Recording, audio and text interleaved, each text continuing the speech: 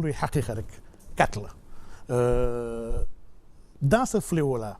daf si am ñenn ñi nga xam ne ils ont un désordre hormonal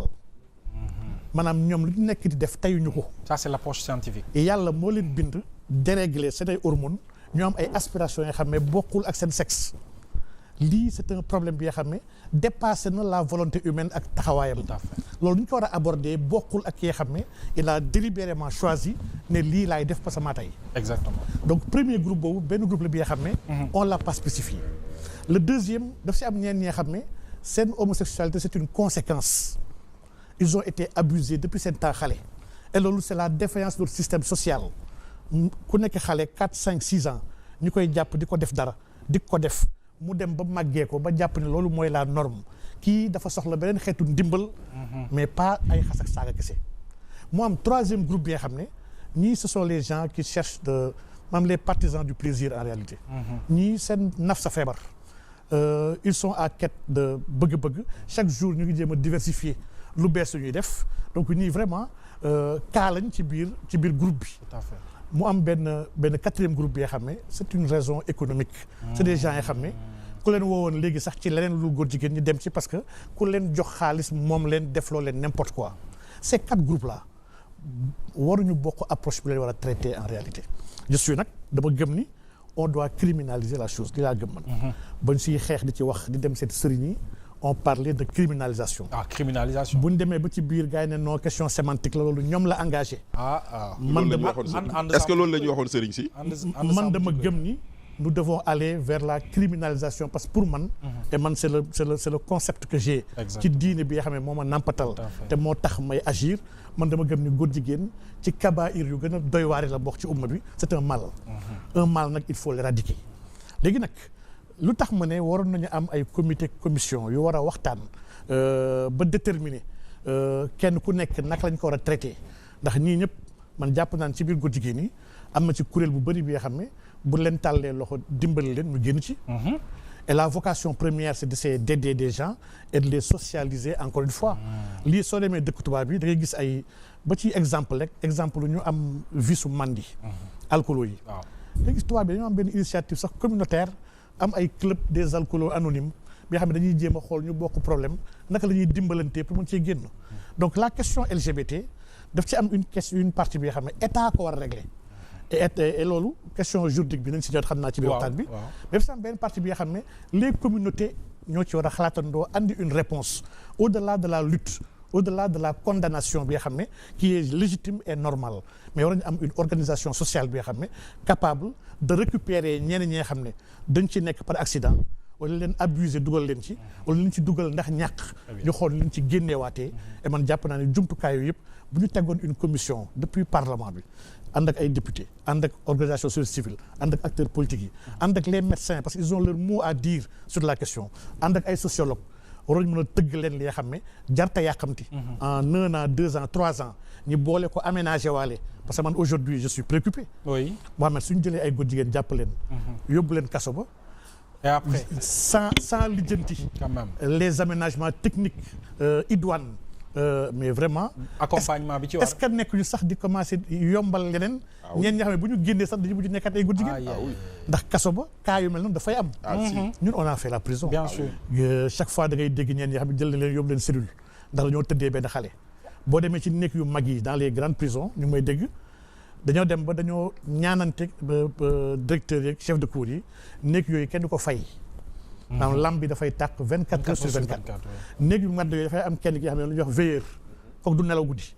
day toog kese pour moytu lambatu yeeg yeneen mbir yu fay am. day gis pièce bu ndaw bi nga xam ne plus de 300 personnes ñu ngi ci lépp ci xaj. 48 ba néeg bi nga xam ne pour dem wanag pour dem tuur ndox rek dafa am liste da ngay inscrire parce que 2 douches moo ci am. ñu ne la inscriral da ngay toog wala da ngay taxaw nga ne toog la boobu day nekk prioritaire mu nekk liste bu gudd bi nga xam ne une seule douche moo fa nekk pour 300 personnes donc Mohamed y a beaucoup de questions yoo xam ne waruñu euphorie ak yàqamti kese yóbbuñu sur des questions aussi fondamentales qui touchent la société ñi waroon ci ànd ak xel bañ ci ànd ak xol man dama gëm ne régler dafa am solo man ci question bi nag pour revenir à li nga wax man fi ci yonent bi sallallahu alayhi wasallam taxaw foofu laa taxaw man jullit laa yonent bi sallallahu alayhi wasallam mooy sama kilifa su nee dara baax na jàpp naa ni baax na bu dee dara bon na man jàppee naa ko lu bon bu nee xeex leen nangam loolu dama koy xeex man bu dee taxaw leen nangam damay taxaw loolu donc man la question homosexuelle aw ma ci xàjj ak seen dama gëm ni c'est un mal qu'on doit punir waaye nag dans cette punition là il va y avoir des dimensions éducatives des dimensions de récupération aspects yooyu yëpp gis naa ni on l'a pas pris en compte man nag kon par rapport à cette question je reste sur ma faim jàpp naa ni le premier ministre a communiqué li mu wax même bu dee bokkut ak li ma bëgg man te d'accord ma ak ñoom ci loolu waaye mënu ma koo ñàkk taxaw am ci seetlu jàpp di ba tey moo gën neen au moins ñoom ils ont fait un effort par rapport ak ñi fi nekkoon nga xam ne ba ñuy jàpp cette lutte là ils avaient refusé ne duñu sax nangu la loi au niveau du bureau donc pour man c'est une avancée waaye ba tey lii mooy légitimer et justifier les luttes une lutte elle est censée être éternelle en réalité jamono bu ne dañ ko war a réajuster di xool aspiration yi di xool leen lu ñu mën a piocher donc man vraiment jàpp naa ni ñu war a féliciter lañ ci lii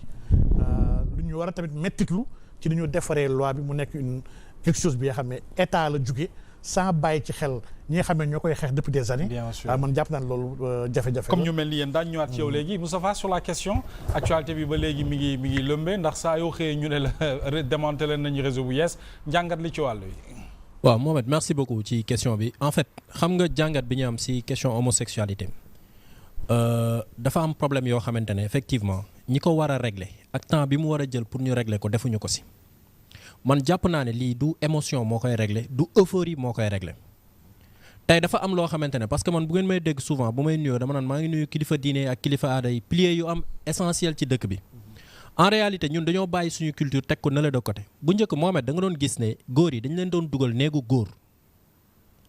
yow ak sa morom bi nga bokkal mbaar du ngeen génn moom ngay am yenn attitude yi wala di efféminé moom mu lay seetaan parce que yow jomm nga loolu ndax ba ngeen di nekk ci biir néeg boobu noonu am na yenn affaire yoo xamante ne boo ko daan def sax loolu dalay topp ba ngay dee parce que saa bu ñu dajee maa la booy yow yaa ngi fàttaliku bi ñuy kii yaa ngi doon jooy parce que dañ la def lii donc foofu dañ lay apprendre à ce que nga doon góor dëgër loolu mooy loo xamante ne dañ ko bàyyi ñenn rek a ko fiy def fi mu toll nii muy soose yi ak joolaay ak séeréer yi ñooy def lël léegi joolaay dañ ko durcir ba nga xamante ne seen lël bu ñu ko defee ren balaa ñu ko defaat des fois day def 25 ans pour préparer te diggante 25 ans yooyu yow miy góor bi duggul woon lël boo toogee bu nit ñi di waxtaan ci benn mbir fee ngay dem toog parce que on te considère pas d'abord comme yow que ne da nga bokk ci effectivement ñi dugg lël yaa ngi dégg noonu dañ ko doon def ak jigéen yi aussi mais man je suis contre l'excision c'est-à-dire mën nañ dem vers l'initiation mais pas l'excision loolu mooy ay valeurs sûres yoo xamante ne dañ ko amoon ci biir dëkk bii nii mais loolu dañ ko teg de côté léegi xale day judd rek ñu xarafal ko alors que dañ la war a bàyyi ba nga am ay 7 ans 8 ans nga xam ne kii da nga koy mën a jàngal àddina. mu xam métit sax. mu xam métit tey boo gisee ñenn ñi c'est-à-dire barbarie bi ñuy am sax c'est parce que en réalité xamuñu métit